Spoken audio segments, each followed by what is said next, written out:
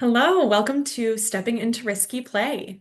My name is Kelsey Zeiderveen. I work at the ODC Network in Holland, Michigan, as a nature-based preschool director at Dragonflies Discovery Preschool. I have worked in the nature-based preschool world for about 10 years in a variety of different ways. I've worked as an early childhood naturalist, as a nature-based preschool teacher for both 3-year-olds and 4-year-olds, and GSRP, as well as an administrator. I have helped one of my colleagues here at ODC Network give input to the state of Michigan on both their technical assistance manual for outdoor nature-based preschools, as well as their guidance document for how GSRP and outdoor nature-based can work together. I love this work. I love getting kids outside, helping them test their limits, gain confidence through risky play. And so I'm excited to dip our toes into that and to take your first step in risky play through learning more together in this training. So my journey into risky play, it really started with a childhood full of healthy risk taking. I wanted to find some pictures of that, and it took me all of like 5 minutes looking through an old photo box to find some examples. I was the kid climbing up the slide. Um, I saw my dad using a sander in the garage, and he hooked me up and let me use it as well. Climbing trees, sliding on too thin of ice on the creek behind our house. I had really lots of opportunities for healthy risk taking. And as a teacher, a nature-based teacher, I fell in love with risky play and the confidence it brings kids, the opportunities that the outdoors just naturally lends itself to with giving kids that opportunity for risk. When I was going for my master's in early childhood special education, I asked my advisor if I could focus my master's project on risky play. And they said, sure, if you can find enough research. And I did. There's enough research out there in risky play um, to for me to focus on it for my master's project, but also for us to learn more and to implement best practices in risky play and to recognize the benefits that it has for kids. And so I love training and consulting on risky play. I'm constantly learning more. There's more and more research coming out every year that I try to stay up to date on.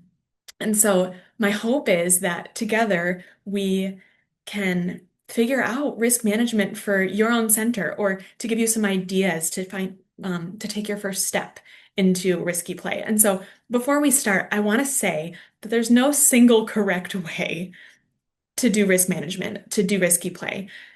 It varies based on your site, based on your staffing, based on your students, based on your land. And so there's not one size fits all. There's not a black or white answer. Today, during this training, my hope is to give you the foundational skills that then you can post-training apply to your context. Use them to write, say, specific policies. Use them to think things through for your own center, for your own staff, for your own students. And so you're not going to come away from this training with a black and white yes or no answer to different parts of risky play. Instead, you're going to come away from it, my hope is, with this toolkit for how can I implement this safely with my setting at my own center. And so some of the questions that we'll explore together are, first off, what is risky play? And then what are its benefits? Why is it important for young children? How do we safely facilitate risky play and do it in a way that's not going to harm children? Or, our minds start spinning on liability concerns and what if a kid gets seriously hurt? What about parents and parental concerns? What about licensing? How does this fit into Michigan childcare licensing? My hope is that we'll explore all of those questions today and you'll come away with some concrete ideas and next steps. So right off the get-go, I want to talk about what risky play is. So risky play has a research definition by Ellen Sandsetter. Risky play is any form of play that is thrilling and exciting, but does have the potential for injury. And note, they don't say the potential for death. They don't say, it doesn't say the potential for serious life-threatening injury. It's the potential for injury. Uh, when I was teaching, this is a photo that I took of a little guy swinging back and forth pretty strongly from this tree branch. And I remember his giggling, his excitement. He had like that spice of life that you get, right? That thrill, the joy that he was experiencing was just incredible to witness. And so that thrill, that excitement is one of the pieces of risky play. And yes, there was the possibility that his hands would slip off that branch, he would fall backwards. and he could get scraped or he might hit his head. That is the potential. Underneath him was wood chips, and so um, serious head injury was mitigated through that. But there's potential. It's the play that really, when we think back to our own childhoods, it's what lights us up. It's the play that we often remember. And my hope is that as we talk through some different risky play scenarios, you'll remember your own risky play from when you were a child. Um, Risky play is hardwired. Research is showing that it's a biologically innate need within all children, all walks of life, all cultures throughout all time, from what we can tell, engage in risky play. And the reason for that, we're finding, is that it has a developmental need behind it, that there's something that we need to learn through it. It's a biologically innate need that developmentally we do for a purpose, which we'll get into here in a moment. But I hinted at it because it's hardwired. That means that all of us played in risky ways as a child, likely. And so I want you to reflect on your own memories of risky play. Maybe seeing some of my pictures sparked some memories, or seeing the little guy in the tree. What we're going to do next is I'm going to go through some of the categories of risky play. There are actual 6 researched categories. And as I go through these, I hope that it sparks some memories for you of your own risky play.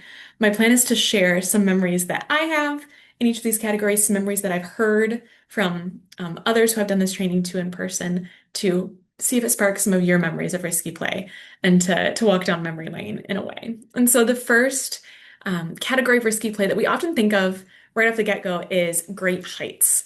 So this could be log jumping for our youngest 3-year-olds here at Dragonflies. It's often standing up on the edge of the slide, getting just a little bit more height. That is risky play. That's great heights. Tree climbing. Um, my memory of this was, I remember as a kid learning that trees would grow around branches. Like if you stuck a branch between 2 trees, eventually the tree itself and its trunk would grow around that branch.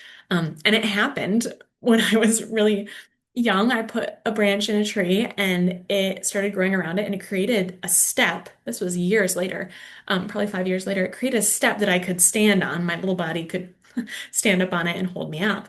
And so my plan was to create a ladder. It was going to take a lot of time and a lot of patience, but a ladder that would kind of be built in through the tree, by the tree just growing around this branch, and then create a tree for it at the top. That was my big grand plan. I only got as far as 1 step, but my big grand plan. A lot of us love, like, and have the memory of dreaming of a tree fort or had a tree fort.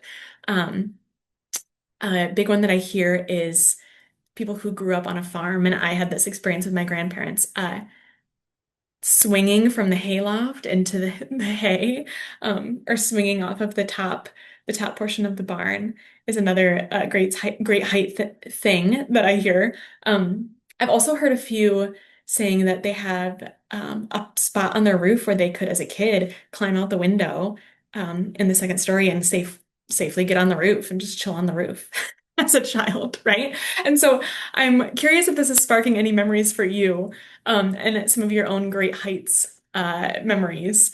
But those are some that I have myself. The next category is play at high speeds. So sledding, biking really fast, rolling down hills, using Tonka trucks and running as quick as we can with them. Often includes a little impact, so hitting into something or going over a bump is involved in that high speeds. I don't know if anyone else, in true Michigan fashion, grew up having my dad pull me behind a quad in a sled with a ski rope. We had like full helmets on, full face helmets, but feeling like I was just like in the Olympics or something.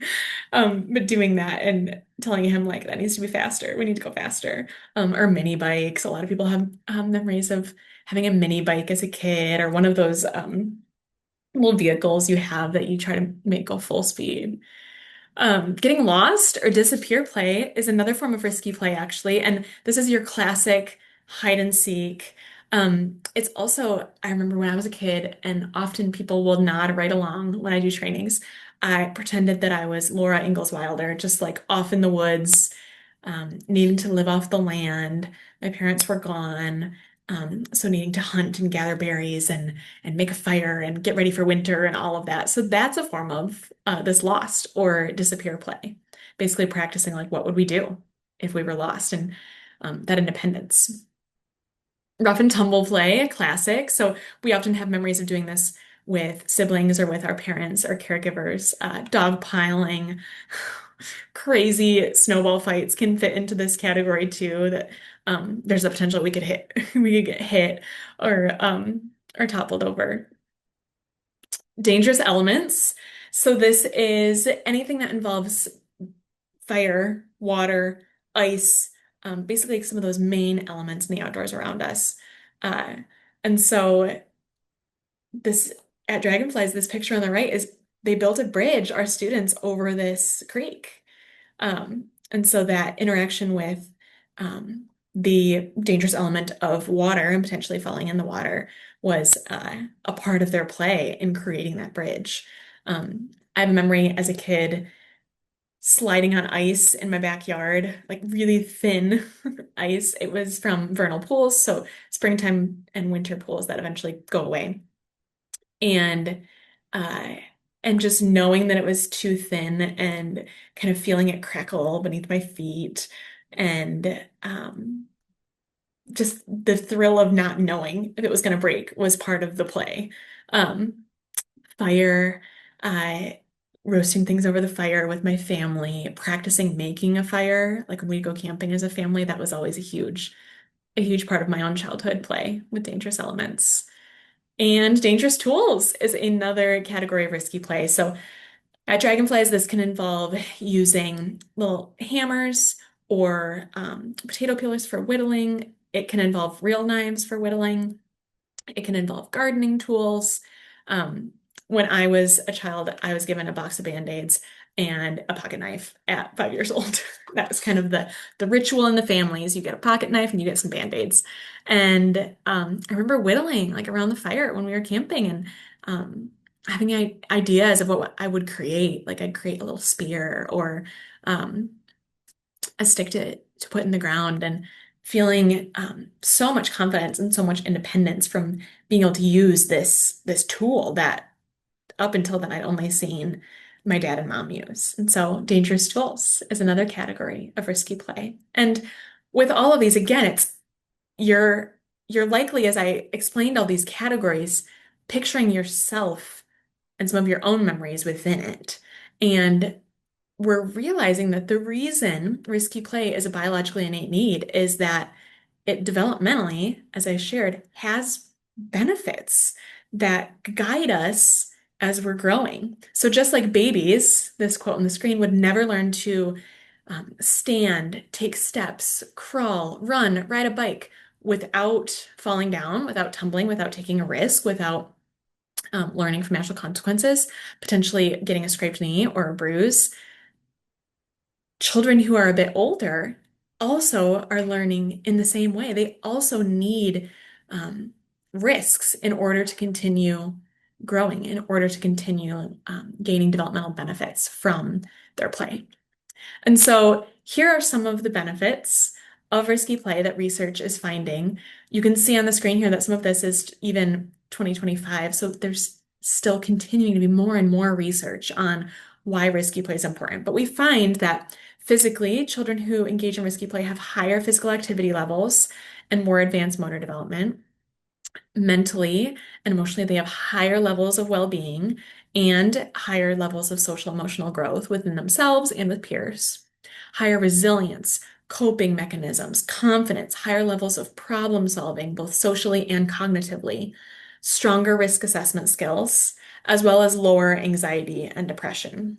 My favorite risk benefit on the screen is the stronger risk assessment skills. So this is like in this picture, these were my students jumping off this huge rock.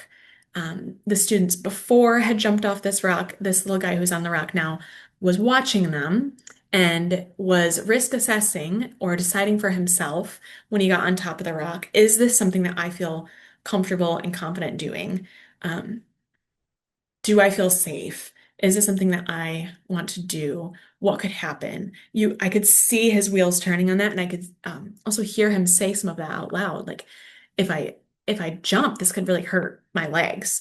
And then he had the opportunity to grow in his risk assessment skills and also in listening to his own body and what felt good to him. He got to hear his peers say, "It's fine, you're gonna be okay." Um, and then he had to choose for himself, am I gonna be okay? So kind of practice with this peer pressure of my friends just did this. Is this something that I feel safe doing? And we want our children to practice those risk assessment skills so that when they get older, when they're in high school, when they're potentially in college or beyond, and the risks get bigger, when they're behind the wheel of a car, for example, we want them to have practice risk assessing what feels safe to them and taking action on those risk assessments that they're making to decide safe or unsafe, what feels good to me individually. We also know that our children need practice with this unpredictability, this uncertainty that comes with risk taking. Um, we know that some really good things in life come through taking a risk, through taking a leap of faith.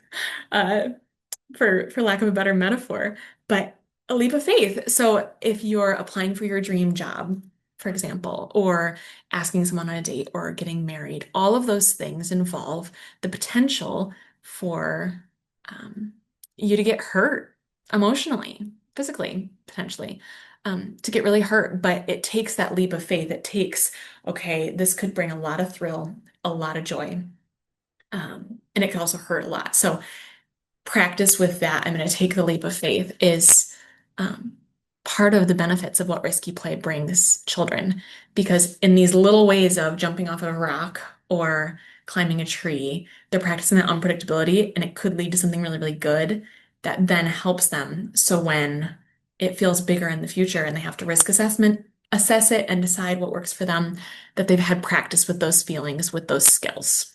And so that's the beauty of what risky play brings socially, emotionally, physically, and cognitively. And there's been research recently within the last 6 years about the benefits of risky play specifically for children with disabilities as well. Improved motor competence, greater autonomy, greater self-confidence, enhanced social participation, increased emotional resilience. So this is for all children, and we want to make sure that we are scaffolding, we are providing accommodations so that all children can engage in risky play because we know that developmentally it has huge, huge benefits. And we know there's a cost. There's a cost, research is finding, to zero risk in play. And we're finding it's correlating. We know that correlation doesn't necessarily equal causation, but it correlates pretty strongly that with the lack of free play for children, that includes risk. There's been an increase in anxiety and depression and suicide amongst our youngest children, and a decrease in pro-social behaviors and children's ability to regulate emotions. Um, that's huge.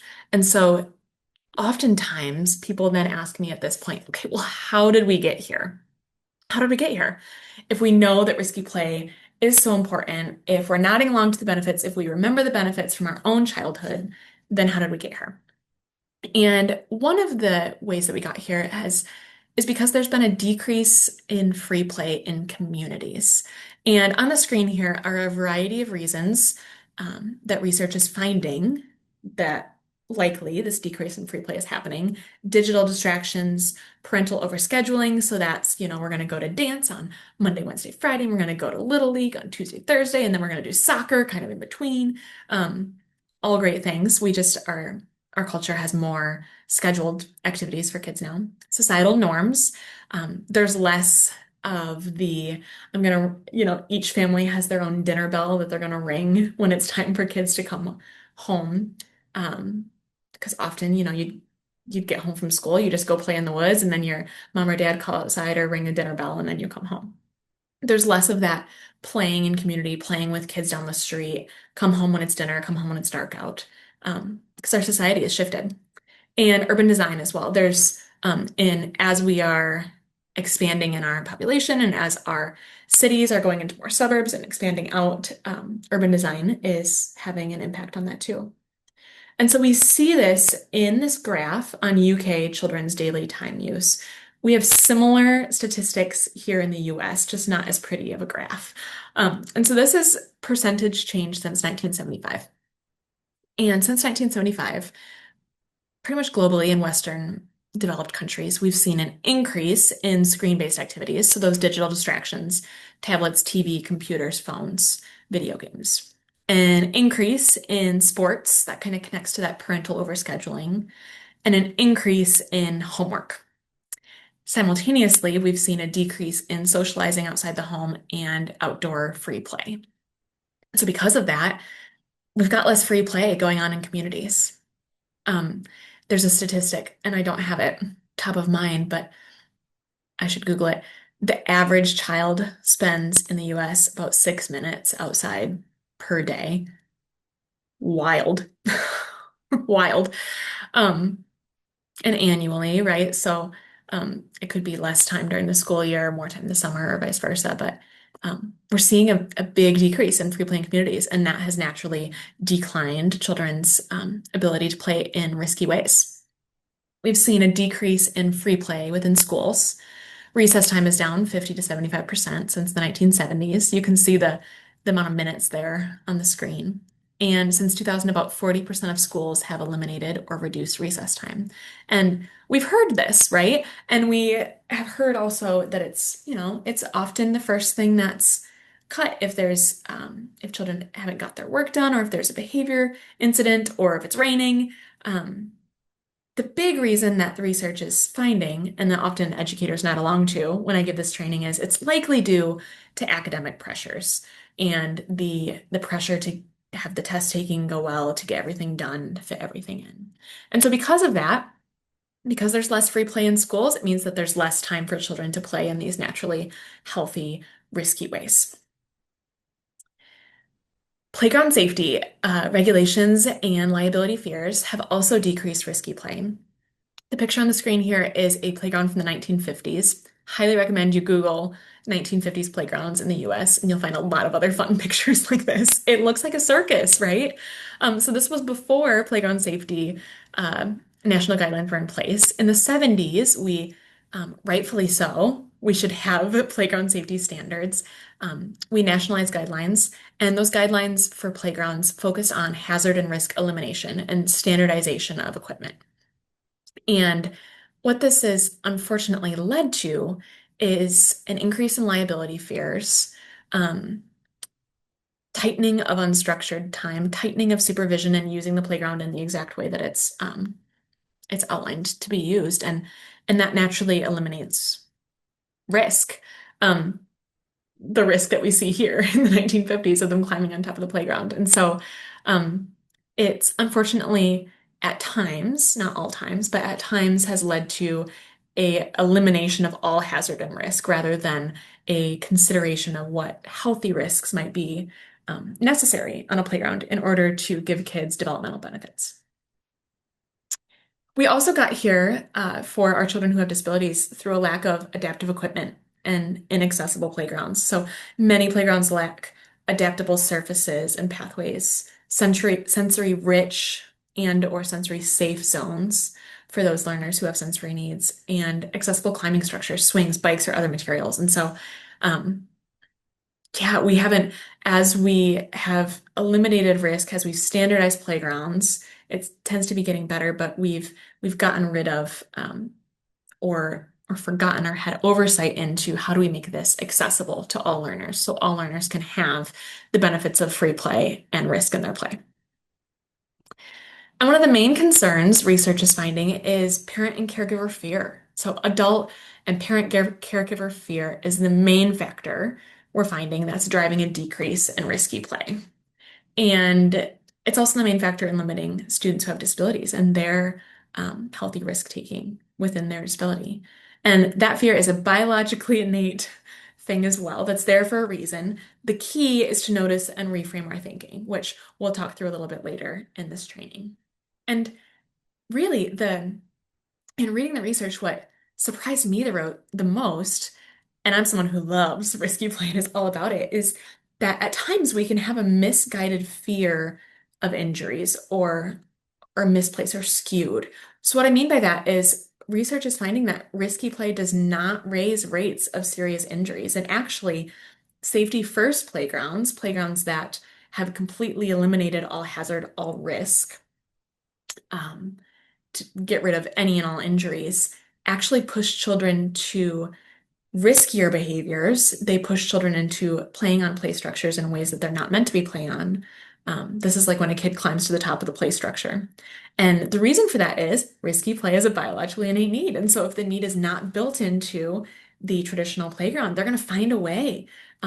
It is developmentally something that they have to do. And so that can lead to, um, in overly safe equipment, kids playing on it in riskier ways and getting hurt more.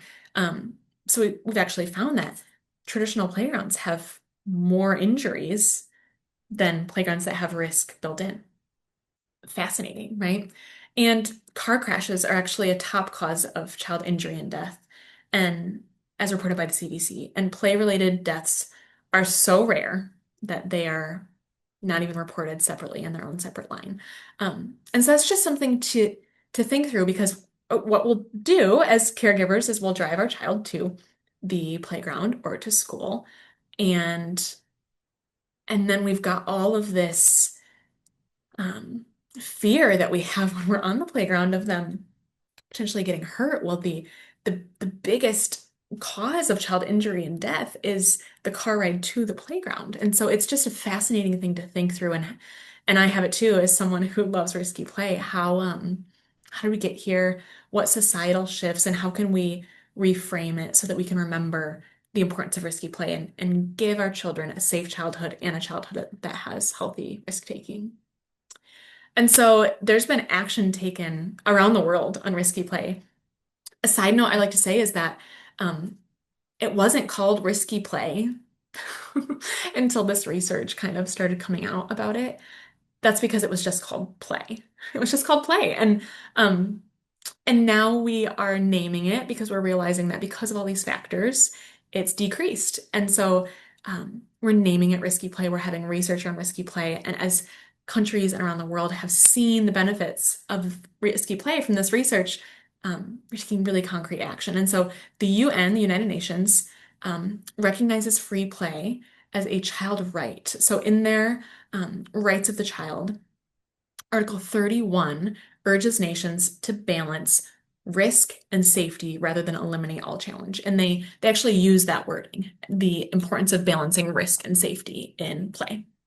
European countries have always, they have more of a focus on outdoor nature play, but they are purposefully embedding risky play into their curriculum and into their early childhood policy. And so adventure or junk playgrounds are a common thing in the UK and in Europe. I highly recommend you search junk playgrounds. The history of this is fascinating. It came after the war. People were noticing that instead of children playing on play sets, they were playing in the rubble. They were playing in the trash, in the aftermath of the war. And that play was really important in helping those children process and have time with peers and after this really traumatic thing happened in the war. And so that led to adventure playgrounds and junk playgrounds. And there's a picture of one here on the screen. It often just looks like a pile of junk, a pile of trash. But what it affords is lots of opportunities for risky play through having a ton of loose parts, through having the freedom to create a hammock out of rope and fabric like that, or use a big tube to roll around in, that sort of thing. And so that's something that they purposefully do in Europe. Canada has adopted a as safe as necessary design that they've written to their policies based on pediatric guidance. So Maria Brusoni, a ton of her research is on risky play and is used in this presentation. What she has advocated for as having a doctorate and an advocate for risky play is that we need to make sure that we balance in our playground designs safety, yes, but let's call it as safe as necessary, not just eliminating all hazards, all risks. And so it's amazing that Canada has adopted that and uses that language in their policies. And Michigan childcare licensing actually explicitly supports risky play. It is written into outdoor nature-based language for childcare licensing. And so there's a lot of great action being taken around the world and in the United States as well on risky play. And today, what I want to focus on is that we ourselves, what we do as educators, we can take a step towards risky play in our settings where we work with our students in order to support our students' well-being and health and happiness and give them all of these benefits of risky play. And so that is my hope for us today is that you can stay curious and just take one small step or maybe have your brain switch in one little way potentially towards considering the benefits of risky play. So what I want us to do now is this is a time where I'm training you and not able to hear from you. And so I want to build in a little bit of reflection time. If you're with someone else, turn and talk. If you're on your own, um, pause the video, go to the bathroom, get a snack, get a drink of water, and kind of think. It's important for us to have reflection time to reflect on what we've learned. If you're someone who writes and learns through writing, write down. But what's your biggest takeaway so far or an aha moment? Or your biggest wonder um, if you've got something that you're processing in your mind. I want you to take time to think through those things. And so pause the video and then come back to me. My biggest reflection, and I'm going to share mine because again, we're not face to face, but we can learn through each other. I was really surprised and an aha for me when I first started getting into learning more about risky play and thinking more about it was that risky playgrounds like adventure playgrounds or junk playgrounds or playgrounds that are nature playgrounds that have risk built in don't have a higher injury rate that actually traditional playgrounds do because when kids have that biologically innate need, they're going to play in riskier ways, which the traditional playground isn't built for, all of that. And it was fascinating to me. And it made me think of times where I'd worked on traditional playgrounds and been in a traditional space and had kids climb to the top of the playset or play in ways, um, that weren't safe. And it's fascinating for me to think back on that and to see like, oh, that was them needing risky play and needing a certain thing within their development. And so how can, if we build that in to our playgrounds or we build that into our curriculum, it can help fulfill that need for them and give them all these benefits. So yeah, it's fascinating to think too how much society has shifted away from it. Even from my own childhood. Uh, in the 90s, playing with neighborhood kids and going out. My parents didn't know where I was at all times and playing in the woods behind our house. And I can still remember different forts and trees and things that were really, I was right on the edge of I was really tall in a tree. I was right on the edge of my comfort level and some risky things that I did. And how much that's shifted from modern today's childhood with all of these shifts in societal norms. So it's just a fascinating thing. And it doesn't mean that societal shifts are good or bad. It's just thinking through how can we fit that risk taking into our current system and how can we balance it? So fascinating things. I hope that you were able to get your snack, your water, your rest, and kind of have your own reflection time on that. We're going to move forward here in our second part of this training on how do we implement risky play. And in implementing risky play, we want to think through a few things. We want to think through what's the difference between a fear, a risk, and a hazard, how to scaffold risk taking for students and with students, and then ultimately what people want to know whenever they take a risky play training with me, which is this is all fine and good, Kelsey, but what do I say yes to? What do I say yes to? What do I say no to? What's too risky? What's too hazardous? We'll talk through that as well and give you some tools. All right, so the first thing I want to reiterate, and we talked about this a few minutes ago, is your fear is a biologically innate thing as well as caregivers. The uneasy feeling, the anxiety, that you feel when you see kids playing in risky ways or hazardous ways is there for a purpose. It's there to help keep children safe. Your key is to notice the fear and then ask yourself, is what I'm seeing a risk or a true safety hazard? And then to move forward and reframe it and rethink about it through that. And we'll do that together next, and I'll define those things for you. I wanted to say, and I put a QR code to it on this screen, Dr. Maria Bersoni has a wonderful risk reframing tool. I'm going to show you. It's at outdoorplay.org, and you'll see it right here on the screen. And then there's a parent tool that what you can do within that parent tool is it helps you to reflect and then think through a variety of scenarios. Like if your kid's climbing a tree or building a fort or walking home, and it helps you, and she kind of guides you through how you can reframe that risk taking, how you can think about it, how you can scaffold it for your child, and really helping us not get rid of the fear, but to reframe it and to think about it. And so I'm not going to sit here and tell you that you have to get rid of all of your fear. That would not be healthy.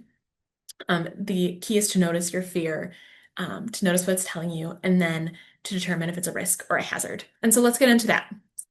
A risk versus a hazard. And if you are a note-taking person, this is your page. Take a screenshot, take a picture. It's kind of the foundation of thinking through the rest of risky play together is thinking through, okay, is this a risk or is this a true safety hazard? A risk is a challenge or unpredictability in the environment that a child can recognize, see, understand, and can choose to engage with. So they can recognize it, they can choose to engage with it. A hazard, on the flip side, is a danger in the environment the child cannot recognize, cannot understand, cannot see, and therefore cannot choose for themselves. So what we do with this is risks, healthy risk taking. We can mitigate risks. We can mitigate the potential for an injury with risks. Hazards we try to avoid. Hazards we avoid, risks we mitigate. And so let's put this into a scenario. So this is a classroom that I taught in. These are my students from the past. And we had this big mud area.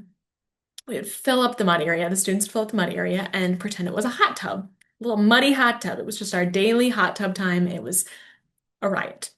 So they would jump into the hot tub, as you can see in this picture. Simultaneously, I would have students who would be making mud pies, mud creations, and they would bring over their pots and pans, like the little girl on the right here, to the hot tub. And they would take the mud from the hot tub and create their muddy creations. At times, the pots or pans would be left, and the hot tub would fill up so where you couldn't see the pot or pan or spoon. And so your brain might be already doing risk and hazard within that. A hazard would happen when the pot or pan got under the water and the child couldn't see it, couldn't recognize it, didn't know it was there, and therefore could not choose if they wanted to jump on it. So there's some options within that. What we could do is we could remove the pan, we could remove the hazard that's unknown in the moment, or I could shift it from being an unknown hazard to a risk by bringing it to their attention. So I could say, I'm noticing that there's a pan right here and kind of lift it up a little bit. If you jump on that, that could hurt. And leave it at that. That's shifted from a hazard that they can't recognize, can't choose, to a risk because they can recognize it, they can choose it. Or if it's consistently happening like all the time, it may be that we need to create expectations and boundaries that remove the hazards. So we could say something like, if we jump on the pans, that could hurt. Where can we jump and where can we make mud pies so we don't bump into each other? How can we keep each other safe? Let's set some safety rules together. And so you could do that with your students. So that's an example of real time in the moment, getting rid of a hazard, removing a hazard, or shifting that hazard from a hazard to a risk by our language and how we speak with students. And so this is an example of how your language is really important and how you can help scaffold risk assessment, how you can help build students' risk assessment skills.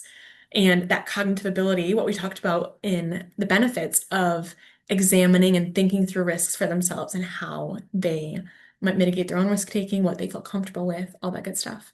And research actually shows that children are capable of managing their own risks and risky play scenarios. It's our wait time. Just like any other thing in education, we're not giving them enough wait time to think it through, to process it. And so research shows step back for about 15 seconds, which can feel like a long time. Take some deep breaths, breathe. Um, an example of this is if I'm watching a child climb a tree, there's times where I'll see a branch and I'm like, I'm not sure about that branch. They're holding it a little bit too far out. It's bending a little bit more than I'd like to see. I really want to say something. It's activating my fear. And I try to just breathe. And a good chunk of the time, they'll shift it, or they'll reach for a new brain, or they'll notice it. Um, and it just shows that we, just like any other form of education, we need to give students wait time, process time, time to cognitively think, make their own decisions, rather than just jumping in and telling them exactly what we see. And there may be times too, though, that you need to say what you're seeing, or you see something and it's really activating your fear. And you're like, I cannot go on without saying something. So this is when you stay what you see. Um, oh, you're climbing the tree. Your hand is reaching up for the next branch to hold. You're thinking, where should I go next? You could offer simple prompts like, I wonder where your foot will go next. Or give some controlled choices like, do you want to climb down or do you want to try going up one more branch? All of those things are great ways to build that cognitive skill. And so through all of this, we're thinking through how to build their own language by speaking. Talking is teaching is sometimes something that we say in education. We're trying to build their language skills by um, stating what we see, right? Or just offering a simple prompt or wonder out loud, not telling them necessarily what to do, but helping build their own risk assessment, build their own language, build um, their own ability to risk assess and to think this through by offering some of these simple prompts and language. And open-ended questions are a great way to do that. And so, um, what this can sound like, and I'm going to use this example of we had a parent bring in a huge tube. You can see in this picture. Um, so much fun. Highly recommend on our playscape one day. And some language that you can use when you're noticing um, some potential risks or hazards. And when it's activating your fear as an educator, like this too was so exciting, but it was tricky to manage at times. And there was some parts of it that did activate my fear, is to use some language to scaffold their risk taking. And so what you can say is, what's your plan? Or, I'm wondering when we push on this tube, if there's anyone inside, it's going to make them flip up and fall. The risk is we could fall on each other. Or, do you see that this branch is a little bendy? I'm wondering if that'll hold you up. Or, hmm, I'm noticing that there's a pan here in the hot tub, right? Or, it looks like this log is really tippy or has some ice on it. So if we walk on it, it looks like it's a little slippery. All of those things are a beautiful way to just state what you're seeing, and or to do it in an open and a questioning way that helps, again, build their language, build their cognitive ability, build their ability to risk assess. And the one that I want us to shift away from is saying, be careful. And it's such a common one. And I also did it too. The reason we want to shift away from it is it's not descriptive of why they should be careful. And it really doesn't help them build their risk assessment skills. It's not telling them more of what they should be careful of, or why they should be careful of it, or what they could do.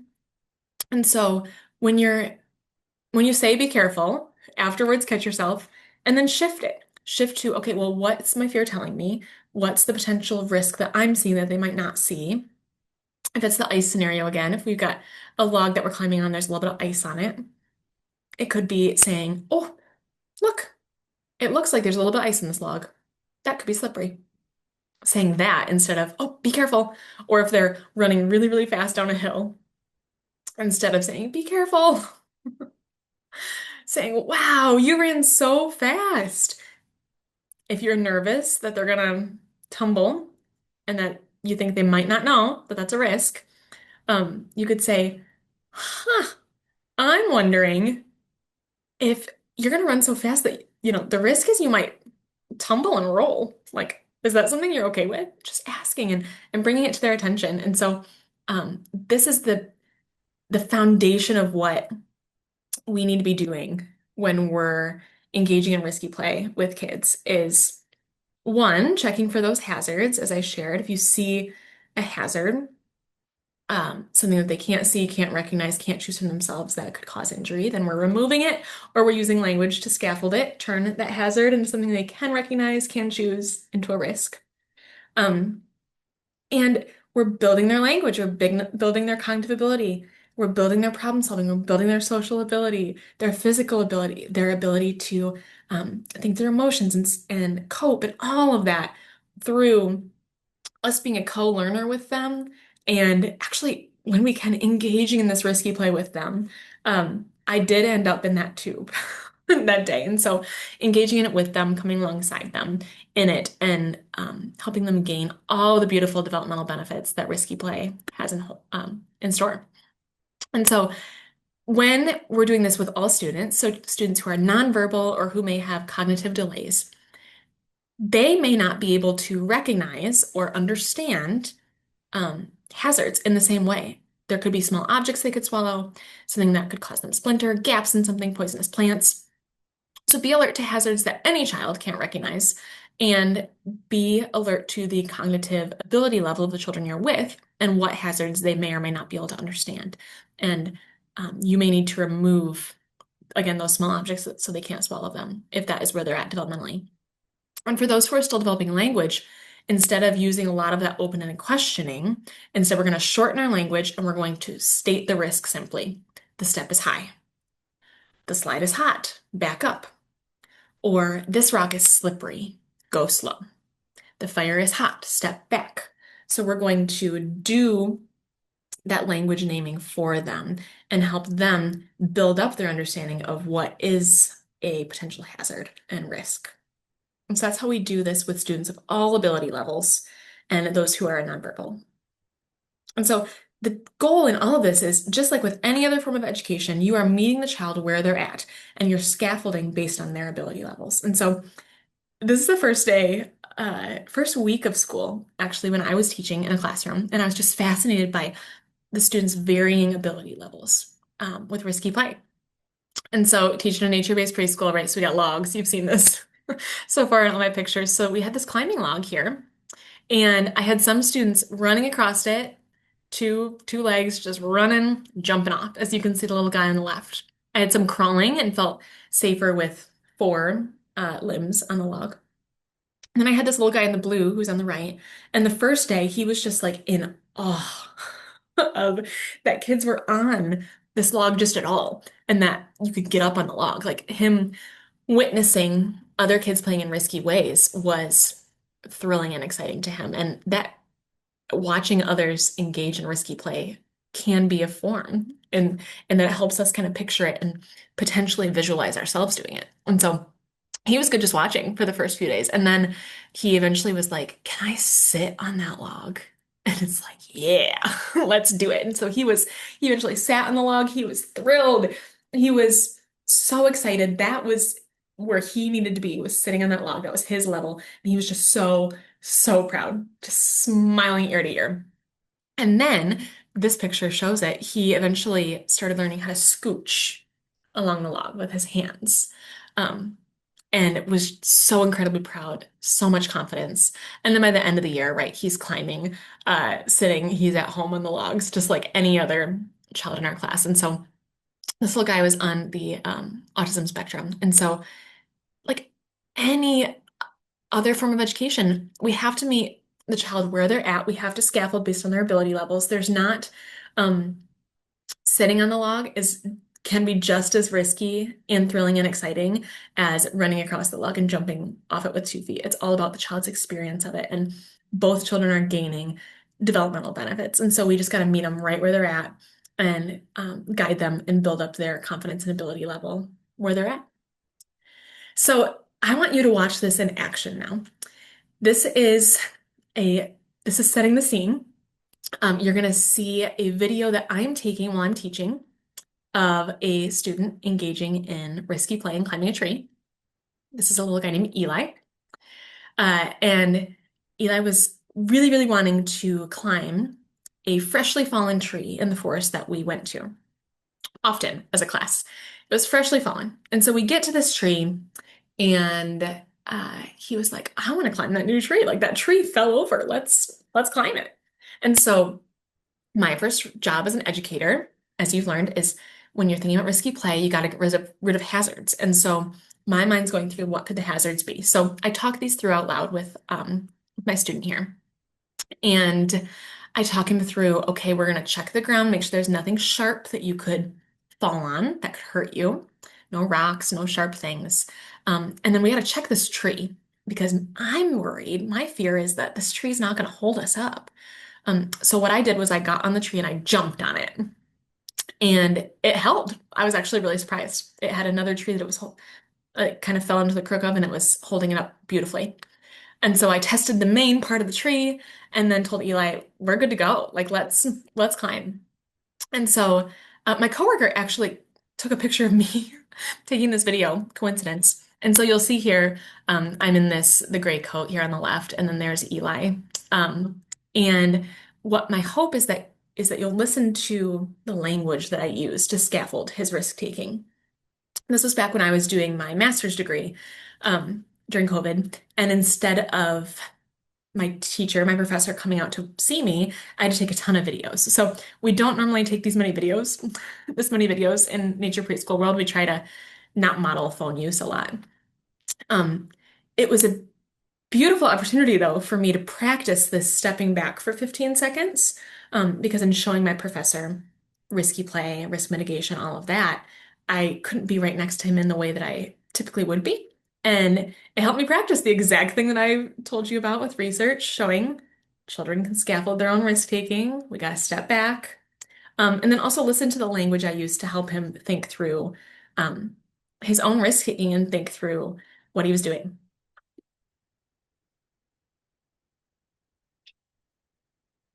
I saw you.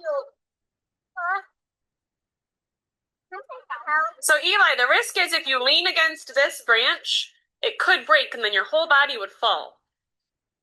Because we haven't tested how thick that one is. So be aware that that one could break. I need to go.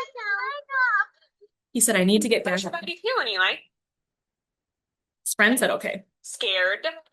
You could, there's some options to help you feel safer. You could sit down, or you could crawl. Yep. And you could jump down from there. How does your body feel now, Eli? You're calmer. Yeah, you just have to listen to your body. It'll tell you what it's feeling. What happened?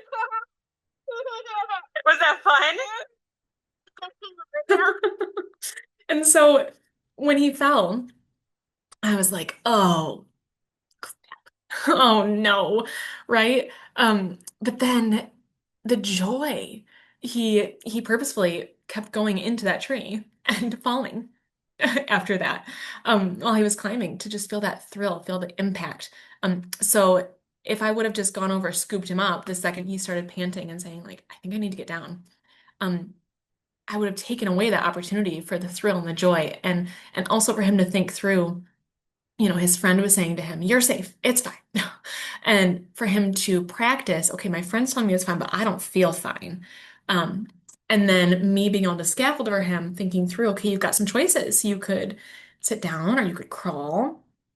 And also saying to him, okay, and I think I'm saying it right in this actual still frame of this video, this branch here in the middle, we didn't actually test. So the risk is that one might crack. We haven't tested that one. So if you put your whole weight on it, it might fall. And so me not saying be careful or don't use that branch, but instead stating for him what I'm seeing as a hazard that he might not recognize or understand and can't choose, and helping him recognize it so then he can choose it for himself. And he did stop leaning on that branch afterwards, um, because he got to choose for himself. Okay, I understand that risk and I'm not going to take it. And so my wonder for you at this point is we're going to have another one of those take a break, reflect, talk with the person next to you, go to the bathroom, take a lap around your house or school. But what phrases resonated with you the most to scaffold risk taking? And I'm gonna go back a few so that you can see some of those phrases. But I'm wondering which of these, and feel free to take a picture, take a screenshot, um, which of these like resonate with you the most? And the goal is to have a few in your back pocket that you can replace with something like be careful, as you're getting used to this, and then being able to build more variety in um, as you go. And so I'm curious which of these resonate with you the most. And I'm also curious what risky play puts you into fear the most. We've all got something that can kind of trigger that fear in us, and then it can cloud our ability to really think of something through the lens of is this a risk or is this a hazard? And that's normal. It's normal for us as caregivers, it's there for a reason. So think through, okay, what risky play puts me into fear the most? And can I think through, kind of pre-think through a little bit, what part of that risky play is a hazard, a true hazard, and what part is a risk that the student gets to choose that they can recognize? And so think on those things, pause it, and then we'll be back. Okay, welcome back. I hope you got to have a little lap, get the blood moving, get some water. So the phrase, and again, because we're not in person, I'm going to share some of my thoughts and hopefully that'll trigger some of your reflections. So the phrase that I used the most when I was starting Risky Play was, "What's your plan?" Because it's so open-ended, it helps them share more what they're thinking. And especially when the risky play is like super out there and I just have no idea what's happening or what their thoughts are on it, it helped me to really just have an open-ended question to get any and all answers about cognitively what they were thinking about the play, and really helped them verbalize, and verbalizing the plan. It helps, I find, students to share more about their risk assessment in a really open-ended way in what they're thinking. And so, and it might surprise, like it would surprise me, like, oh man, you really did think this through. And if they haven't thought it through, it helps them, it gives them a scaffold because you've prompted the question to think it through. And so that's one that I highly recommend, one that was my go-to when I was first starting on this journey. And then the risky play that puts me into my fear the most. At first, it was rough and tumble play, which we're going to talk about later in a bit. But it was rough and tumble play because my fear was that they would just be beaten up on each other all the time, that it would blur the lines of what was socially acceptable and not socially acceptable and increase aggression. And so that was my fear. And if you're in that boat and you're nodding along, it's a little preview for rough and tumble play that we'll talk about here in a minute. But then you take that fear, and if you're like me, you dig into the research and you dig into best practices and figure out, okay, is this a fear grounded on what the research shows us, or is there a way to give this innate need of rough and tumble risky play and do it in a way that balances that risk and safety? And so, um, preview, we'll talk more about that. But I wanted to share that because my hope is that when you're thinking through risk and what puts you into fear, acknowledge the fear. You're not going to get rid of the fear. That's normal. But practice that risk and hazard thinking within it. All right, so now we are into the section of, okay, this is great, Kelsey, but what do I say yes to? Like, what's okay and not okay, and what's too much, and what's a true hazard that we should never do, and all of that stuff. So I'm going to share with you some tools to explore your yes, because there is not a black or white. This is something that you should do. This is something you shouldn't do when it comes to risky play.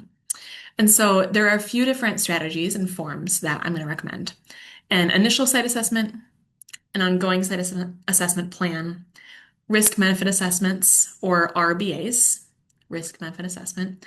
And then we're going to talk through how does all of this fit into Michigan childcare licensing and what licensing forms we have to fill out. And so the first one is your initial site hazard assessment. And so this is the focus of it is identifying and removing hazards before use of a site. When you are brand new, brand spanking new site, deciding we're going to go into the forest or we're going to go use the park that's right next door, or we are going to build our own nature play area, whatever it is. Um, the key before bringing students there, before opening, is to identify and remove hazards and to think through, okay, based on this site and what we're seeing, what are some of the risk benefit assessments that we might have to create, which we'll talk through in a minute. So, common hazards, toxic plants, poison ivy, the potential for ticks. We don't have any poisonous snakes in Michigan that you'll likely see. We have one venomous snake, um, the Mississauga, but it often lives in like bogs and wetlands, so very low chance you'll see it. Overhead branches and trees is a huge one. So if you've got trees that are caught in another tree, but that when the wind blows, there's the potential they could fall, huge hazard. Deep or swiftly moving water, especially in the change of seasons and when we get more rainfall, how does that affect our shorelines? Uneven terrain, if you have any cliffs nearby, unhoused individuals, all of that are things that we want to think through and are common hazards that then we would remove before bringing students there. And it might give us some, okay, we can't remove potentially this deep and swift water or this creek.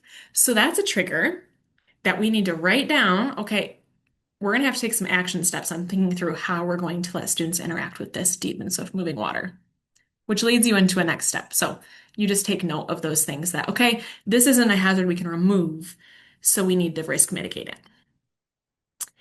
I recommend an ongoing site hazard check. And so these two forms that I'm showing you, I'm going to go back, are just examples. You have to decide what questions you want to ask, and what you want to do when you're doing this initial site assessment or when you're doing ongoing hazard checks. These are just example forms.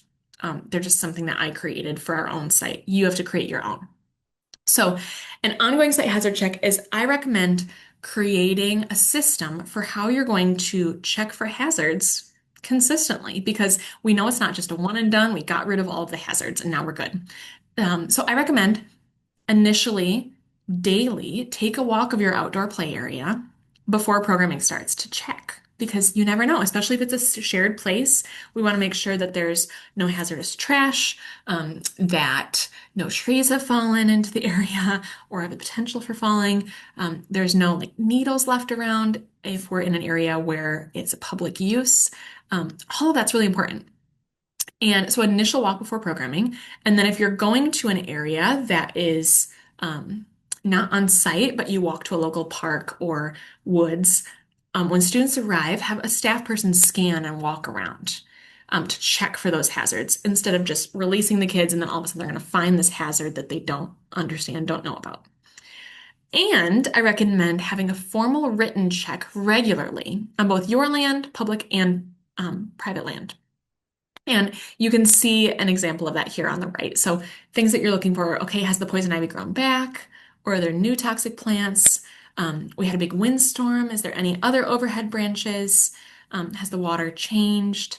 Are there any unhoused individuals or things left? It helps you, the land is changing and ever changing, and our human use on it is changing. And so it helps ensure that we have a way to check for these ongoing hazards and you're doing your due diligence. So it depends on how often you use your site. I'd recommend at least once a month you're doing this. And then after big events like a big windstorm, get out there and check because that can have an effect on especially our trees and overhead dead branches. And lastly, we have risk benefit assessments. And so a risk benefit assessment is a decision-making tool that helps schools decide which risky play they're going to say yes to. One of the benefits of it is it aligns teachers, substitute teachers, administration, caregivers, licensing. It gets everyone on the same page of what's our shared understanding of what risky play we do and how we risk mitigate it, or what are the expectations for students. It has three main parts to it that you can see on the screen. This is, again, I created this form myself as when we were creating our risk benefit assessments for ODC Network. And so you think through for each individual risky play scenario, let's say tree climbing, what are the benefits of tree climbing? What are the potential risks and hazards of tree climbing? And then how might we mitigate those risks and hazards? And then after doing this whole risk benefit assessment or RBA, you're going to think through with your team, is this a risk that we're comfortable taking? Do we feel like we can risk mitigate it well? Do we allow tree climbing? Yes or no? And so it's a tool to help you decide, is this something with our staffing, with our ratios, with our land, with our students that we can say yes to, or is this a no? Um, they can be adaptable, or they are adaptable for individual ability level and caregiver comfort. And so if you've got a student with varying needs or varying physical ability to climb trees, then you can write specifically in there um, what you can do. Is it a student that you can help them climb trees and help move their limbs? Is it a student that we're going to give them risky play opportunities for height in a different way? You're going to write those things right in there. And then with caregiver comfort too. So I had a caregiver in the past reach out to me, and she was really nervous about making fires. And we do campfires at our center. And she was nervous about it, rightfully so, because she'd experienced a house fire as a child. And so I walked through the risk benefit assessment with her, benefits, potential risks and hazards, and how we mitigate fires and campfires with students, and told her we can adapt this for your child. So what else do you recommend we do? This is what we currently do. Or would you rather him not be involved at all and help out in these ways? And after I read through the risk benefit assessment with her, she was like, amazing. I feel comfortable. You really risk mitigated my fear for him, which was him getting burnt or the fire leaving the pit, or these rightfully so fears that we have. And so in the 10 years that I've worked doing risky play with young kids, I have not yet had a family, and not all of them, we do GSRP, not all of them know we're a nature-based center until they arrive here. I haven't had a family say flat out no to a type of risky play. My typical go-to is I read through the risk benefit assessment with them, and 99% of the time they say, that sounds great. Like you've thought it through. Or if it doesn't sound great, that's totally fine. I think through with them, okay, what do you recommend? What else should we add um, to make you feel comfortable? And so it's a tool. And these should be reviewed and updated regularly. I look at them about once a year, once a summer, based on uh, the skill level of your staff, what injuries you're seeing. If you're seeing a lot of one type of injury, then it's time to review your risk benefit assessment and think through like, okay, like how could we better mitigate that injury? Uh, and as practices evolve, and so as staff have new little tips and tricks that they'll come up with for certain risky play, you can write that right in the risk benefit assessment. So it's important that it's a living document. So Michigan Child Care Licensing has a benefit risk assessment form for us to use. The QR code's right there, and it links right into a Word document or Google Docs. On it, it outlines for outdoor nature-based centers, we need a risk management plan. And there are a number of other things that you can read up on this form that you need. And part of it are risk benefit assessments. And so I'm going to click into this form and make sure that I'm sharing the proper screen with you so you can see it. Okay. So this is what that looks like, that form. So at the top, you're putting your licensing number, facility name, all that good stuff. Here are some of your rules that relate to risk management plan and risk benefit assessments. If you have questions on that, that is not what this training is about. You should connect with your licensing consultant. But what I want you to see is that this is the table, the format for the risk benefit assessment that Michigan Child Care Licensing would like us to fill out. And so they have an example right here with tree climbing. So you have the location of the activity itself, a list of the benefits, a list of the hazards and risks, and then you're including within that any seasonal change in the environment if it's applicable. And then the assessment, which is what staff must do to address the hazards and risks at that location or activity. And also in here, you're identifying whether additional staff are needed, as in your ratios might go down, or if additional staff training is needed. So that is what that form looks like, and you just are listing them for all of your risky play activities. And this is only if you are on a Michigan child care license. And so if you are at another center, it is likely, uh, or another state, it's likely something different. If you're at a state that doesn't have Michigan child care licensing, then um, you get to create your own risk benefit assessment form. So you can adapt the form that I originally did in the beginning, which is just benefits, risks mitigation, how are we going to, or risks, how are we going to mitigate it? Or you can use the format here that's in the Michigan child care licensing form. It's your choice. All right. So a few things that I want you to remember, and then we'll practice using this RBA form. They are not one size fits all. So you have to consider your site location, your staffing, your students, your ratios. And so I'm going to give you examples of how we mitigate risk here at ODC Network. It is not, that does not mean that that is the correct way to mitigate risk at your site. Um, if there was a one size fits all, there'd be a book written about risky play that says exactly what you need to do and how you need to risk mitigate it, but that's not, it's more gray than that. And so you need to talk with your childcare licensing consultant, your administration. You need to consider your site. So what I'm saying is what I am giving you is an example. I'm doing it so your wheels can be turning on how you can risk mitigate for your center. It does not mean that that is the way that you need to risk mitigate for your setting. You really have to talk to your licensing agent. So create a rough draft with your licensing agent, connect with licensing and your licensing consultant, and get their approval on that risk mitigation. All right, so we're going to practice this with sticks. Sticks is a big one that we, it's one of the first things that when you're going outside more with students that we'll have to notice. Even on traditional playgrounds, right? Sticks is a big thing that some centers say yay, some centers say yay, based on their own risk assessment that they've formally or informally done. So sticks.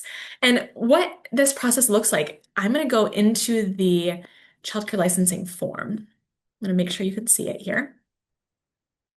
And what this process looks like, I'm going to make sure you're seeing what I'm seeing. Okay, great.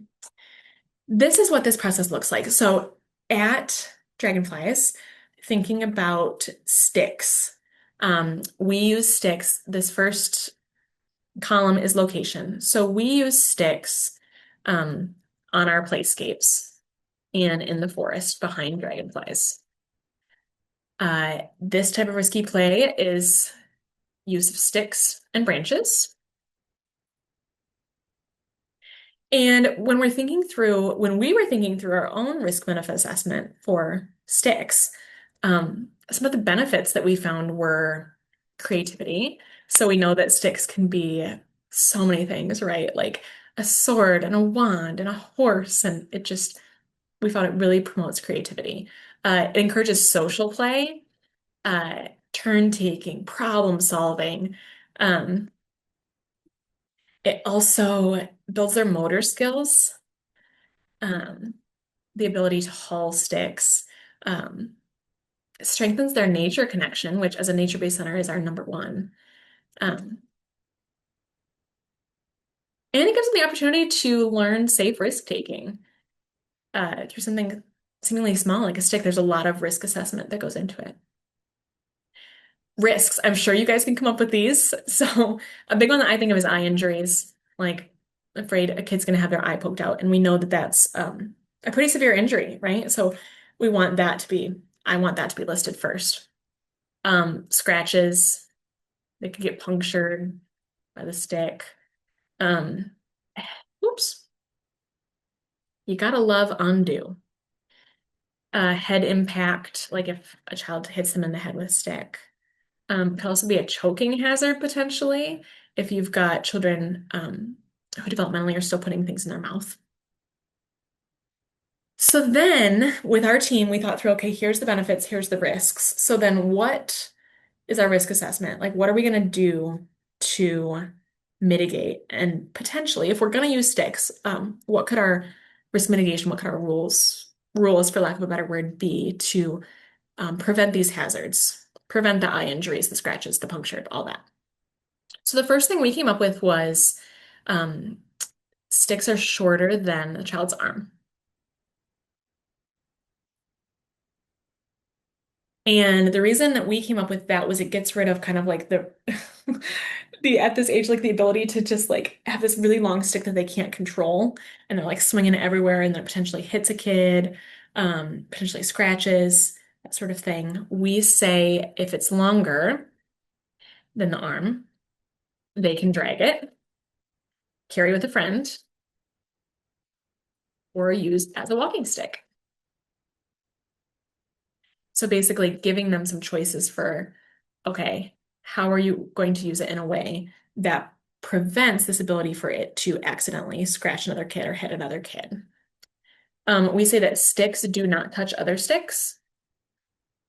And the reason we say this is to prevent sword fighting, basically, which when we were considering this, and that doesn't mean it's right or wrong, um, one of our biggest fears was the eye injury. And so it lowers that potential for a kid to get scratched in the face, for them to get poked in the eye, because there's less of that waving it around each other's faces. Um, yeah. And we also say when walking, sticks point towards the ground.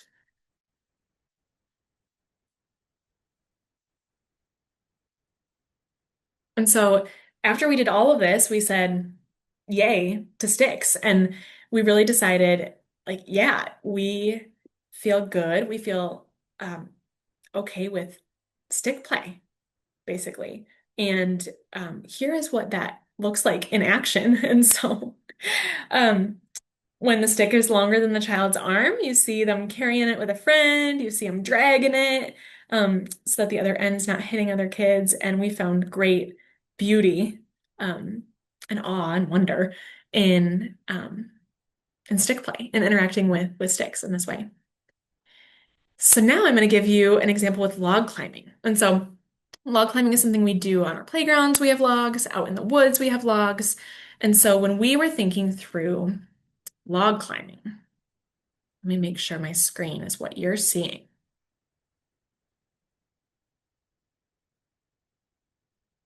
Great. All right. So when we were thinking through log climbing, we thought, okay, this is going to be again in the playscapes and the forest behind dragonflies. And this is log climbing. And the benefits of it, pretty similar. So creativity, encourages social play, problem solving, balancing skills and motor skills, strengthens nature connection, safe risk taking. So a lot of these things that we said for stick play, independence, because they're learning how to like um, balance in the log by themselves kind of first for the first time, and confidence. Some of the risks that we came up with were if they potentially fall, a broken bone, head injury potentially, scratches or punctures, um, potentially interacting with hazardous animals or plants rather.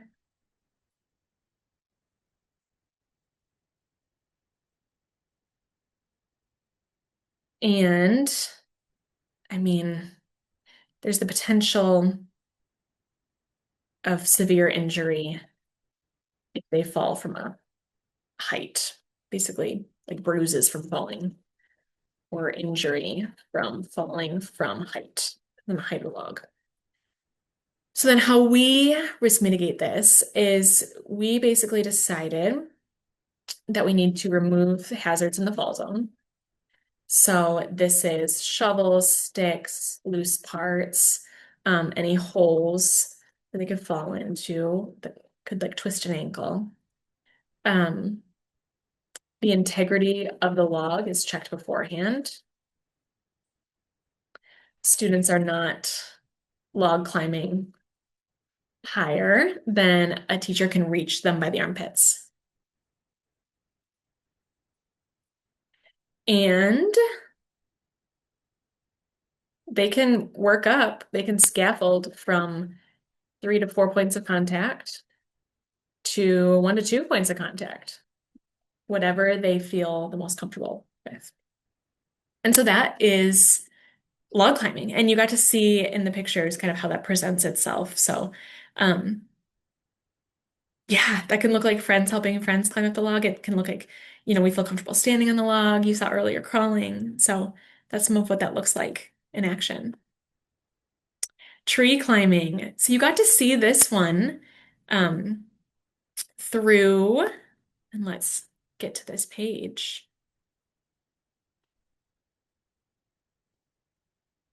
You got to see this one a bit in, there we are.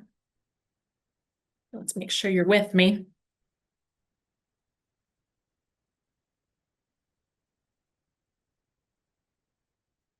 You got to see this one a bit in their example above. Thanks for your, your patience and pause. So they gave some examples, and tree climbing was their one example, rather. They said staff inspect the tree for loose branches or other hazards. Staff are within reach of a child's midriff at all times. One child climbs a tree at a time. Children are waiting their turns and are actively supervised. Staff are trained on risk-benefit assessments and the policy before they assist. Staff evaluate each child's ability, weather and seasonal conditions. Yeah, and so I'm going to tell you that um, since my colleague and I helped give input for the technical assistance manual for licensing, that is a decent amount of what we use for our tree climbing. So instead of typing it out, I'm gonna share a little bit more. We do exactly that. We as staff check the tree first, as in check for hazards on the ground, check the branches a bit to make sure that they feel stable. And then children can't go above where we can reach them by their armpits and get them down from the tree. And then children are waiting their turn. And uh, tree climbing is so much fun. I highly recommend that you as a teacher also like climb a tree and enjoy modeling that and the joy that you get from that and your students. Ponds and shorelines is what we have next. And so with ponds and shorelines, um, in our location, and again, I'm going to make sure you're with me. So our location is the pond at Dragonflies. We have a pond on site, but you might not have a pond on site. Maybe you would walk next door to a pond or a creek. And so you'd write that in your location accordingly. So I'm going to say here, pond, shoreline. So I know that the beauty of the pond is really it promotes wonder and awe, um, and connection to the natural world because they get to experience like the turtles and fish and just the frogs. There's so much life down by the pond. Um, it supports social interaction. It strengthens their motor development because in catching frogs, uh, we're gaining that quick motor development because they can hop away fast. We are strengthening our self-regulation through both, again, that frog catching and also listening to a teacher's expectations and rules for near the pond. And it builds early science and math skills. So that's just a few. There are so many more that I could keep talking about with the pond. So our potential risks are drowning is a big one, right? Actually, ponds and shorelines are one of the biggest hazards that in the nature-based world we can, and risky play world that we can engage in. So worth it, but you have to think through your risk mitigation accordingly. Falling in and getting cold/wet, insect/sun exposure. What other ones are you guys thinking of? They could get scraped or cut on the dock if they fall off a dock.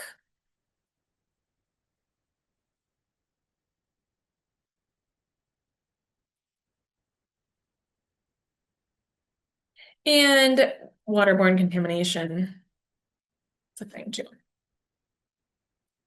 All right, so for these, what we do is So again, you want to think through each of these individual things and how are you going to risk mitigate it? So we have staff pre-assess the pond and shoreline every single visit right before. So that is in taking the group to the pond, we'll have one teacher sit down with the students and review safety expectations while the other teacher goes and checks the shoreline. Because at times in the seasonal changes, the the edge of the pond could get really mucky or muddy and it can make us sink really deep. And that's a hazard that students aren't aware of, can't choose, can't see for themselves. Or there could be too swiftly moving water where we determine that actually the benefits of this are do not outweigh the hazard of this swiftly moving water. And so that is why every single time, right before, we have our staff pre-assess. That's our expectation. We say that if on a dock, students are on their bottom or their belly to prevent students from falling in, and again, getting that cold or wet, depending on the season, um, and that drowning. We if on the edge of the pond, we have students not go above their boot level. So what that means is we teach them and show them really clearly that okay, your boot level is where if you're wearing boots, not wearing boots, it should be. If you're wearing boots, it's where the water can seep in and go over the top of the boot. And so we teach them they can't go any deeper than that. We have staff we have a staff ratio of 1 to 6 at the pond. And so you get to decide what that is for your center. And at least one teacher actively scanning kind of the whole time. And I mean, for sunburn, we have apply sunscreen. And we have parents do that before school. And we reapply if needed.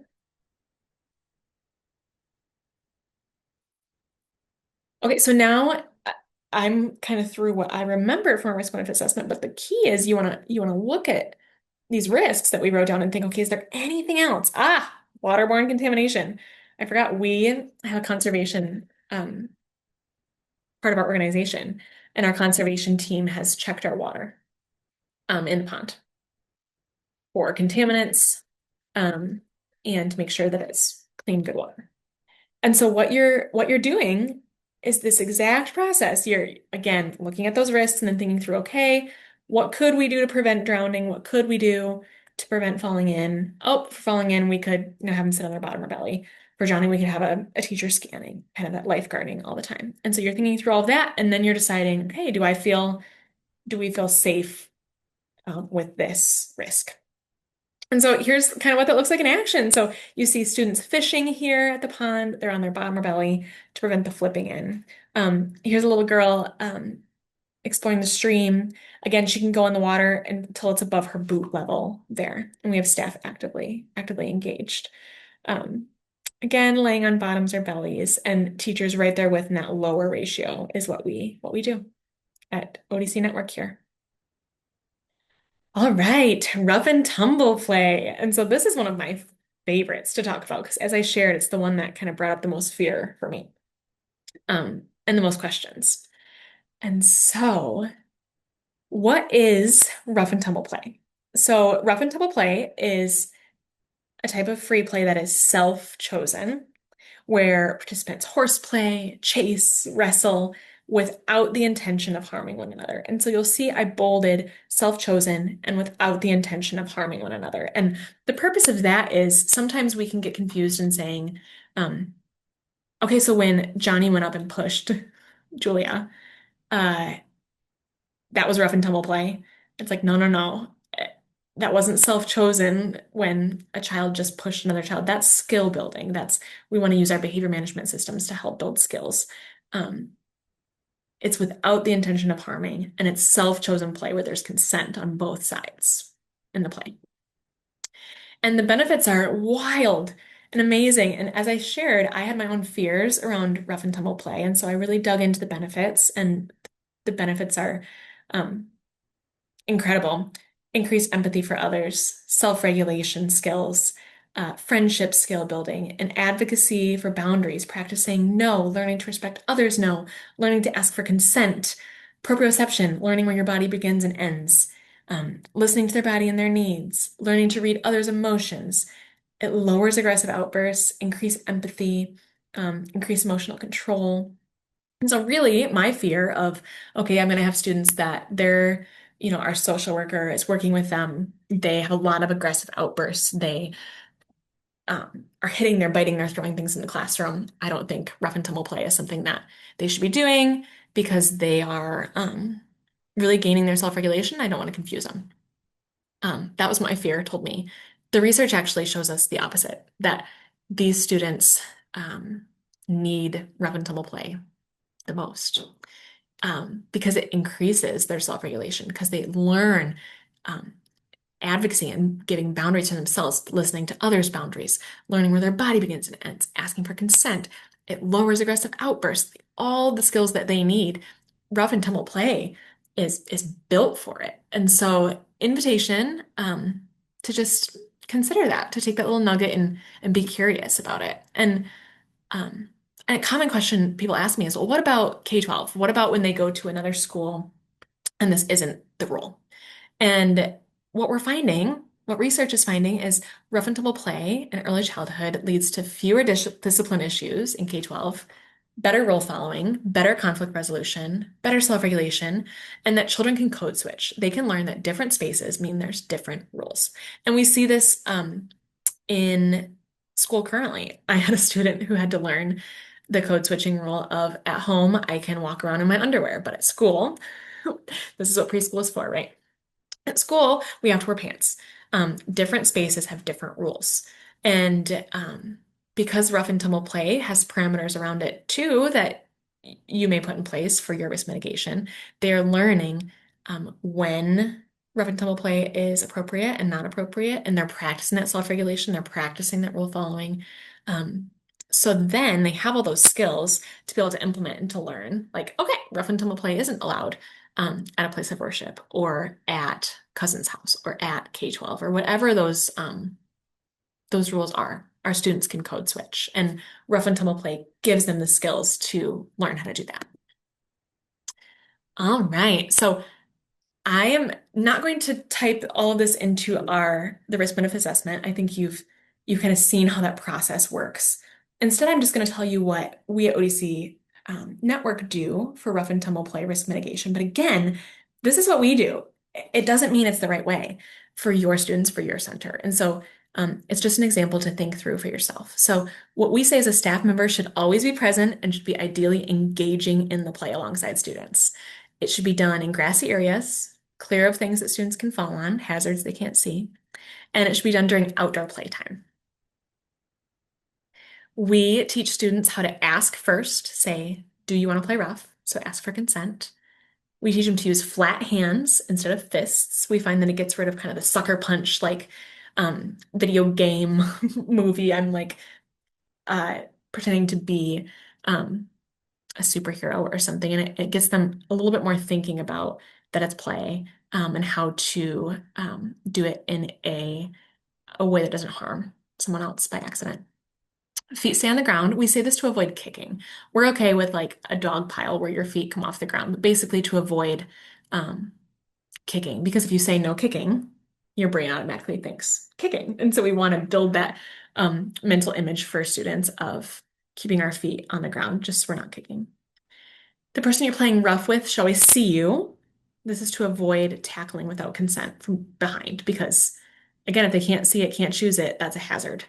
You need to be able to see it and choose it. And students will stop rough and tumble play when a classmate says that they don't want to play rough anymore. So what to do as a teacher is make yourself small, get low, be involved in it, narrate what you see the children doing. We talked about this with risk assessment, right? Kind of you're like the sportscaster that's talking about what's happening and building language. Check in with your students, asking them how does their body feel. Saying like, I'm noticing that Kelsey's face looks like this. Let's check in. Let's see if she still wants to play. Or noticing a child's face and saying, if it was too rough, tell them stop. That's too rough. and show them how to do it differently instead. Or asking the student, hey, was that too rough? Tell them, say, stop, that was too rough. So you're there involved in the play for a purpose. One, because it's fun and it builds connection with students. The second reason, because you're helping them with all those many skills that we saw about in the benefits, right? Of learning how to have boundaries for themselves, learning to listen to boundaries, learning to check in with their body, learning to read others' emotions. And the last thing is have fun. Figure out what your rough play personality is. I always used to turn into Ninja Kelsey, so students would know that they could ask me to play rough and tumble play by asking if Ninja Kelsey was available.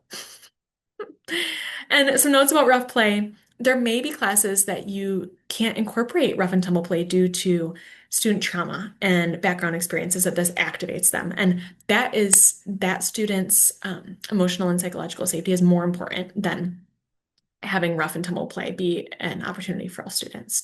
They can get that in other ways at home, or other risky play scenarios can fulfill this biological innate need. And so know that it may not be for all classes, and you'll be able to talk with families and see how students respond, and trust your gut as a teacher in that.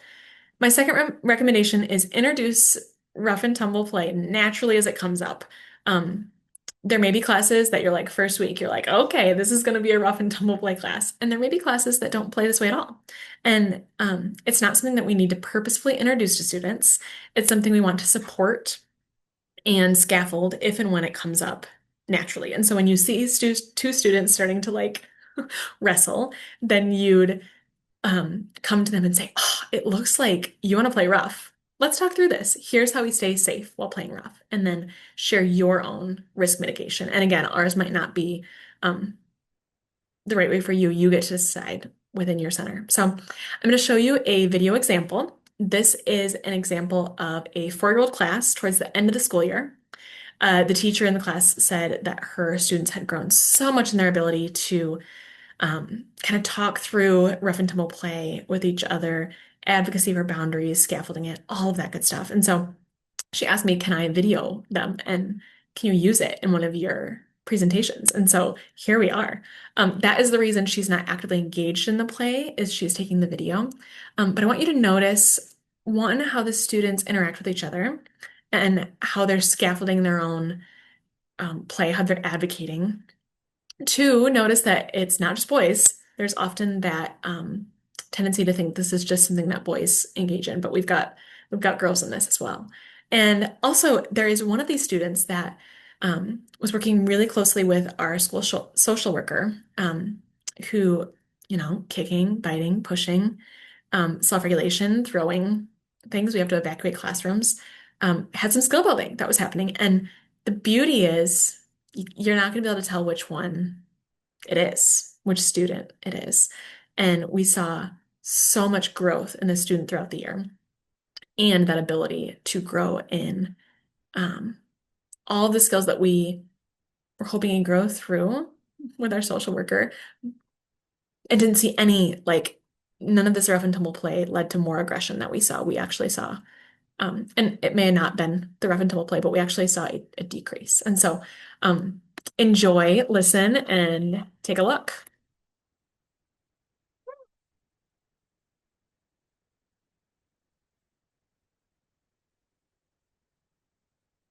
Wonderful. Give me tackles.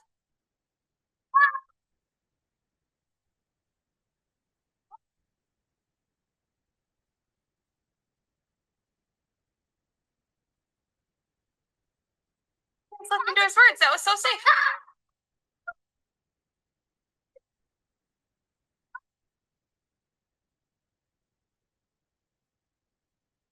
Did you like that? He said yes. She is.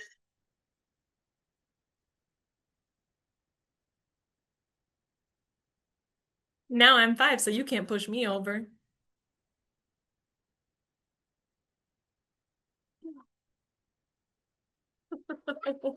So it's amazing to see, right? It's amazing to see their, you can tell the listening to each other's boundaries. When the little guy or little girl in green said, "Can you please get off of me?" They listened, right? The checking in with each other. Hey, we can't hit. push or pull, creating their own rules. I see a lot of good skill building happening throughout that. And so, invitation, get curious. Doesn't mean you have to implement rough and tumble play at your center. Maybe it's just starting with sticks, right? Um, but just to get curious about rough and tumble play. So often at this point, I get questions about like, okay, well, how do I teach risky play expectations to students? And what we recommend is using social stories and visuals to scaffold for learners. We know that our youngest children think visually and through pictures. And so create a social story about after you do this process of RBAs with your center, with your staff, thinking through what you feel comfortable saying yes to, then create a social story that gives pictures and examples of how that looks and use those with students when you're introducing it and bring it up to reinforce it. They can be sent home for further home to school connection and kind of outline in these stories what it looks like. And that will help students learn the expectation, learn how to keep each other safe, and learn the rules around it. And another common question, how do I communicate this with families? And so share with caregivers about the benefits of risky play and how you mitigate risk often and clearly. I recommend administrators talking about it at orientation, talking about it teachers at conferences, if you do GSRP, home visits, send handouts. Um, more is better. And don't make it a secret by any means. Partner with caregivers to come up with something they're comfortable with. I recommend we have a sheet similar to the one you see on the screen where we bullet point some of our risk mitigation for how we do varying activities. And it's not the whole RBA, but it gives a general idea and then tell parents, come talk to us if you're unsure, if you have questions. Um, and then when you do tree climbing for the first time or you make a fire with students for the first time, um, I recommend teachers send home via email, we're going to have a fire tomorrow. Here's how we risk mitigate that. Here's how it's going to look. Let me know what questions you have, or ask your student how they stay safe around the fire. And that home to school connection is incredible in helping parents feel safe and students. So as we near the end of our time, I want to help you think through in the moment risk assessment because there's no way you're going to be able to, like, that I'm going to be able to tell you all the different risky play scenarios. We don't have time for that. And kids play in really risky ways that can't be like written down into a really clear tree climbing or sliding on ice scenario. And so I want to give you tools for how do we do this in the moment. So loose parts are actually one of the main ways to increase risky play. So if you're on a traditional playground and you're like, I want to add some risky play, what do I do? Add loose parts.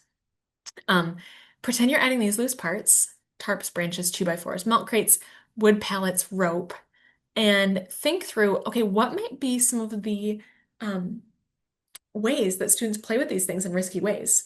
And what might be some of the mitigation strategies I put in place for students based on how I think they might play? This is actually something I did. I worked at a center.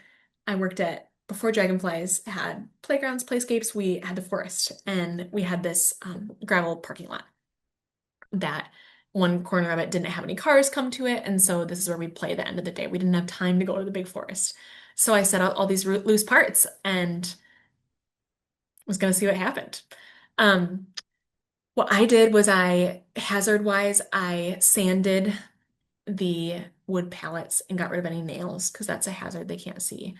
And the only other thing I told them was, okay, these 2x4s, they're kind of like big branches. So similar to our branches, they're longer than our arm. We hold them with two people. We're gonna do the same thing. You can either drag them or two people. And that was kind of it. I thought they would make like balance beams between the milk crates, um, or might put the wood pallets on top of the milk crates to create like a little platform. They did something I completely didn't expect. They stacked the milk crates, put the 2x4s all across it to make like a platform, and then they put one of the 2x4s in the back, and their idea was that they'd have a student crawl up the kind of angled ramp 2x4 that you can see there in the picture, and then they could sit on top of it. And I was like, this is incredible. And I don't know how I feel about it.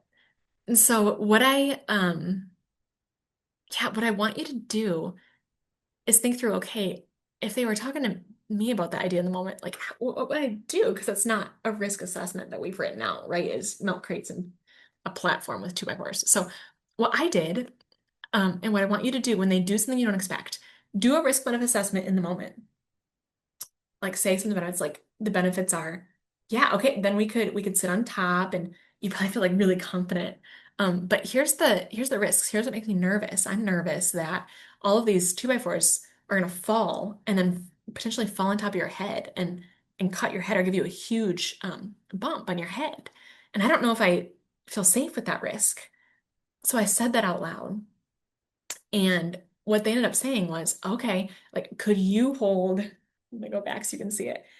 One of the teachers hold the platform steady, and then one of the teachers and the kids hold the ramp steady so that it doesn't fall?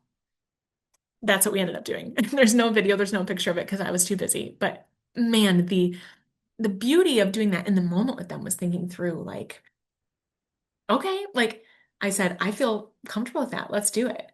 You also have the option to pause the activity and tell them, I have to think through this more, and I'll give you an answer tomorrow. I want you to think about how you can stay safe during it too, and we'll talk tomorrow.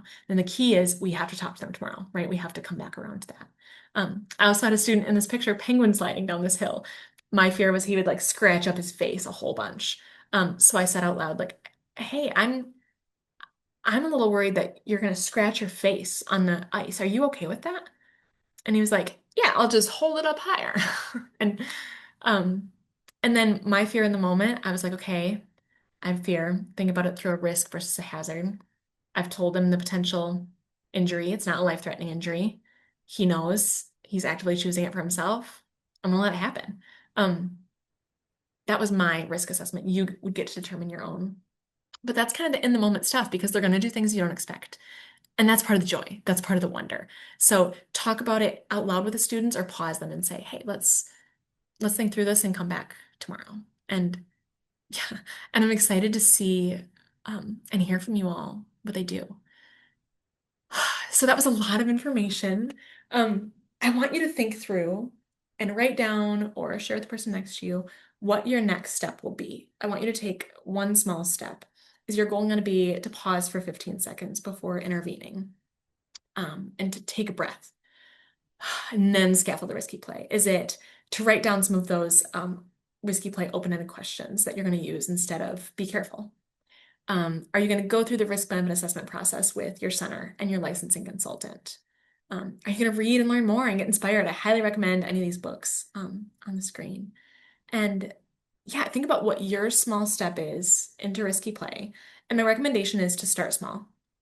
Start with one or two risk benefit assessments, RBAs, and then slowly increase and build up your confidence. You don't need to do all these things at once. Even just giving kids a little bit more risk in their play is going to give them all those benefits that we talked about. And so, yeah, email me if you have any questions. If you're eager to learn more about nature-based education, outdoor education, how you can get students outside learning with the natural world, we invite you to our nature-based pre-K certification with the ODC network. It's an annual week-long training in June here in Holland, Michigan. And so if you love this and you're like, I am eager for more, let's do this, feel free to scan that QR code. Let me know if you have questions. And it was so much fun um, virtually talking through this with you all. I hope you have a great day and go climb a tree. Thanks, everyone.